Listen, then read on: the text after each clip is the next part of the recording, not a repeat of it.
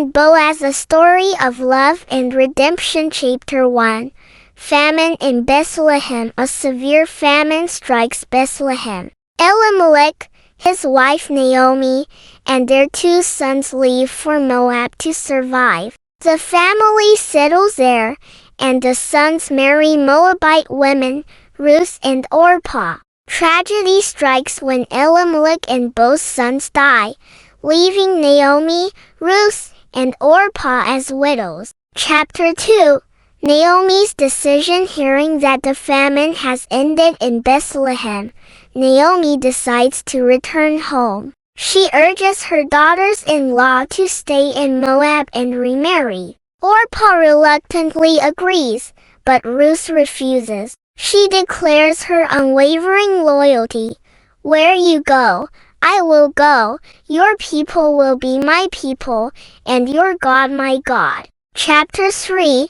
Arrival in Bethlehem. Naomi and Ruth arrive in Bethlehem at the beginning of the barley harvest. The town is stirred by their return. Naomi, feeling bitter, tells the people to call her Mara, meaning bitter, instead of Naomi. Ruth is determined to find work and provide for them. Chapter 4.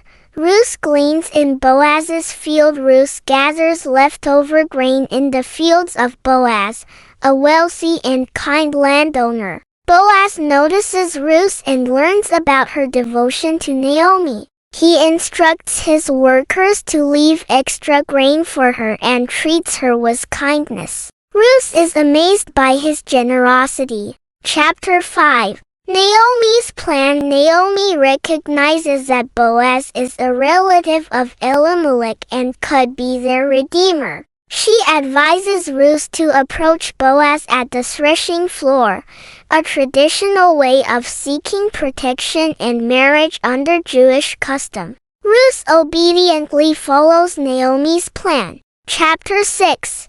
Ruth's bold request. At night, Ruth lies at Boaz's feet as a sign of requesting his protection. Boaz wakes up startled but is deeply moved by her loyalty. He praises her for choosing him over younger men and promises to resolve the matter of redemption legally. Chapter 7.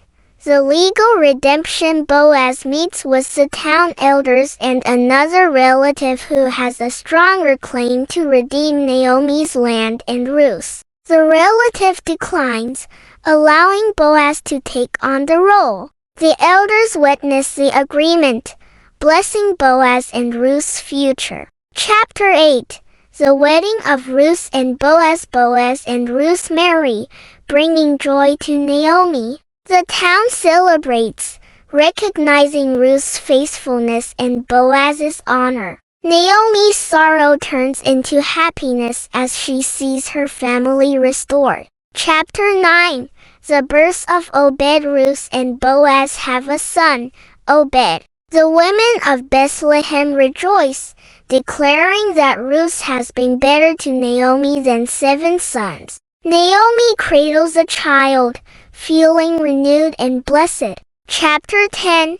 A legacy of redemption. Obed becomes the father of Jesse, the grandfather of King David. Through this lineage, Jesus Christ is born, fulfilling God's plan of redemption. Ruth, a foreigner, becomes a key part of biblical history, showcasing God's love for all people. Conclusion.